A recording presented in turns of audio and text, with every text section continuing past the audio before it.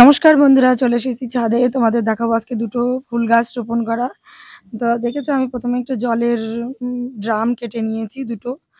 একটা ড্রামই দুটো করে নিয়েছি, আর একটা অলকানন্দা, আর একটা ওই রঙ্গন টাইপেরই গাছ, রঙ্গনের একটা নতুন অন্য একটা ভ্যারাইটিস। তো দুটো গাছ দেখাবো কিভাবে লাগাবো। যে প্রথমেই নিয়ে নিয়েছি দুটো জলের ড্রাম।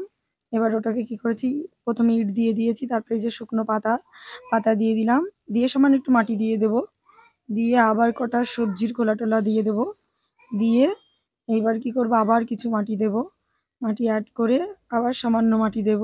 এর মধ্যে আমার সব রকম মিক্সড করা মাটি আছে। এইবার হচ্ছে গাছটার একটু সামান্য একটু ছাড়িয়ে নিয়ে দিয়ে বসিয়ে দেব। একটু সামান্য সাইডের যে শিকড়টাও যেন না ছেড়ে হালকা একটু মাটিটা অ্যাড করে নেবো, যাতে ওই মাটির সঙ্গে ভালো মেশে, গাছের শিকড়টা ভালো মিশে যায়। এবার সম্পূর্ণ করে মাটি এইভাবে দিয়ে দেব, দিয়ে একটু টপে সামান্য একটু খালি রাখবো, রেখে সুন্দর হয়ে গেল। দেখেছো আমার গাছটা বসানো। এইভাবে তোমরাও গাছ রোপণ করো, তাহলে সুন্দর ফল ফুল হবে, দেখবা আরও গাছ ভালো থাকবে। আর একটা গাছও বসিয়ে নেব। এটা আমি প্রথমে নিচে কী দিই বলেন তো, প্রথমে হচ্ছে আমার ছাদেরই বিভিন্ন পাতা, শুকনো পাতা টাতা, আমি ওই ধরনেরই কিছু নিচে নিয়ে রাখি, তাহলে জল নিকাশি ব্যবস্থাটা ভালো থাকে।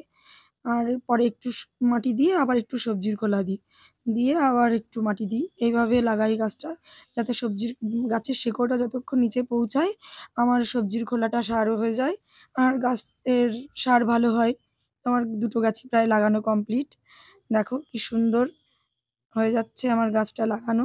এই গাছটা দেখো পড়ে যাচ্ছে, যেহেতু লতানো গাছ, তো তাই আমি একটু সাপোর্ট দিয়ে নিলাম, দিয়ে এইভাবে লাগাচ্ছি। লাগিয়ে একটু জল দেব। জল জল দেওয়া হয়ে গেলে একটু জল সামান্য লাগানোর পরে একটু জল দিয়ে দিতে হবে, তাহলে ভালো শিকড়টা মাটির সঙ্গে মিশে যাবে। আস্তে আস্তে করে দেখো কি সুন্দর করে গাছটা রোপণ করলাম।